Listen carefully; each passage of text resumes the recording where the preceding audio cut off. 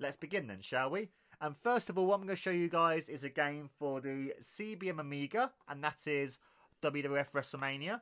And as you can see here, guys, you can see images of the game. You can see Hulk Hogan with the British Bulldog and Sergeant Slaughter, and on the back you can see other screenshots giving you descriptions of the game through all the different European languages. But the coolest thing about this game as well, as you can see there at the top, you can see how much it costs, and it was $9.99.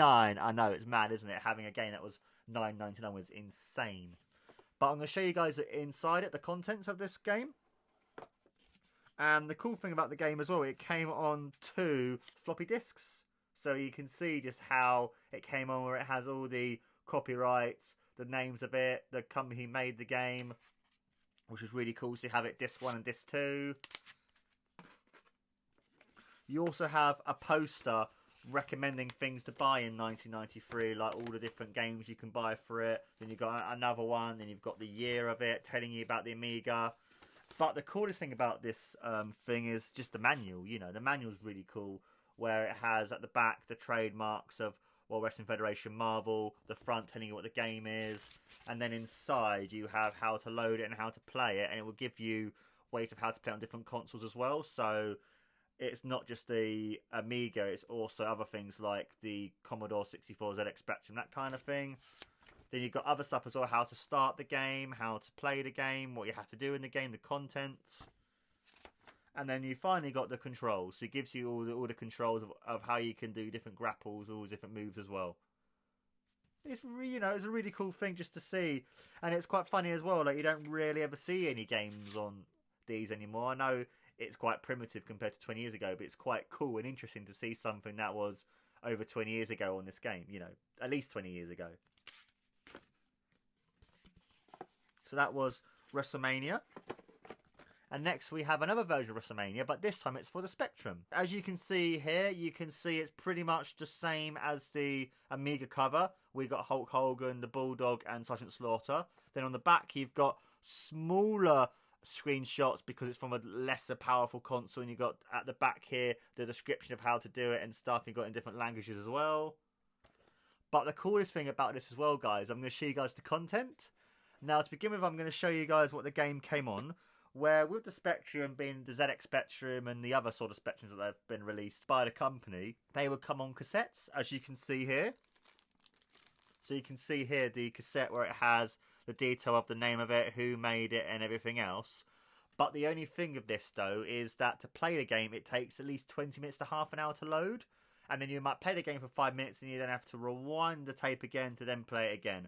Where at least with the floppy disk like the Amiga version has, at least that way it's a more of a instantaneous thing that would work. Where with this, it's kind of more of like a time-consuming thing, but when you get to play, it's actually really good fun, and it's cool to see games even going up to the early 90s were still being made on cassettes. And the only thing with cassettes as well is they were quite easy to reproduce and kind of copy, but the fact that I have a game that is on cassette, I think is fucking awesome. You know, it's really, really cool. Next one I'm going to show you guys is the Epic pins. Now, these pins are really, really cool. Where originally the copy that I bought from eBay, because all these different wrestling games, like the ones I'm showing you today, I bought all from eBay. And even though the original copy that I had didn't have the pins, I went and bought the game again just so I can have the pins, because to me, the pins are like the coup de grace, and I'm like really happy I got the pins. And as you can see from the pins here, you can see just how good they are. Like, you got pins of the Big Boss Man, Hulk Hogan, and the Legion of Doom. And I find it to be really cool that they chose these 3 wrestlers, because at the time, these 3 wrestlers were probably 3 of the most popular, and I would say maybe famous. I know Hulk Hogan is definitely up there, but if you're a wrestling fan, these 3 wrestlers / acts are freaking amazing. But finally, what I'm going to show you guys for this amazing box is the manual. Unlike the Amiga one, this one is a lot more bigger, only because it also includes the other languages. So you've got all that. So you've got all the languages from Europe, like French, German, Dutch, you know, all that, and it's really cool. You got on the back here the logo of the World Wrestling Federation. And then the cool thing about this as well is it actually includes, as well, as you can see at the bottom there, it includes Amstrad, Spectrum, Amiga and stuff. So it's basically a manual that includes and you can use it for all the different consoles. So as you can see in here, you have the content, so it's telling you the scenario of how the game works. You've also got as well like how to load it on the Atari ST and the Amiga, you know. You've also got as well how to load it onto the Spectrum and Amstrad and all that kind of stuff. And if you're not sure what the Amstrad is something that was created by Alan Sugar, who is a lord over here in the UK, and he went on to be on the UK version of The Apprentice. And he's basically a very famous businessman. He started when he was 16, became really big, made his own personal computer company, which is called Amstrad, and went on to do so much, which is where a lot of his people who won The Apprentice have gone on to do really well. And he is also someone who used to own Tottenham Hotspur back in the 90s, and they did really well, and then now he just does The Apprentice. You've also got as well the disc and the PC in it and everything else. You've also got how the competition works, who you can wrestle as and play as. You've also got the match rules and the controls. More like the joystick controls. Other joystick controls, so you've got the Amstrad and Amiga and stuff here as well. And then finally, you have the credits and this stuff and all the copyright jargon, all that sort of box as well. You know, it's really cool. And then when you go on to the next page, then you have it where it's all in all the different languages and stuff. You know, it's really cool that something like this, it has all of the different. That's one of the things I love about this game, is you have all the different languages and all the different ways you can play the game, where because these games are pretty much ported from console to console or from personal computer to personal computer, it's really cool that you can actually see just how this is done and just how everything else is just done as well. You know, it's really, really cool to see, and it's really cool to you know, kind of have the fact that even though these companies were in competition with each other, that they would actually help out each other and saying to the other people who might be playing a game on another console, oh, this is how you play the game, or this is how you play the game, or this is how you load the game up, because with the Amstrad, it might be completely different in a sense to it being on the Amiga or the Spectrum. You know, it's really cool to see that too. And next, what we have, guys, and finally for this video, is it's not WWF WrestleMania, it is WWF European Rampage Tour. Now, this is another sort of other game as well, and this was for the Atari ST, so you get to see a variety of the different personal computers that we had over here. And you can also see as well the back, so you got screenshots of the actual wrestlers, and you got one screenshot of the game with all the different languages and all the different stuff of how it's like made and that kind of thing. And I find the funniest thing about this all is the fact that because they kind of felt like, shit, this game's going to be terrible and really bad, that they actually don't really use any much screenshots. And it's like, what? Yeah, it's hilarious. And then it's really funny because inside you have the same as you would do on the Amiga. It comes on two different floppy disks. We got disc 1 and disc number 2, all the copyright and all that kind of stuff. And then you also have another manual, which is probably as big as the version on the Spectrum. And this one has inside it English, French, Deutschland, and Italiano. And I find that really cool because it gives you, okay, so this is going to be in English, all the different languages as well.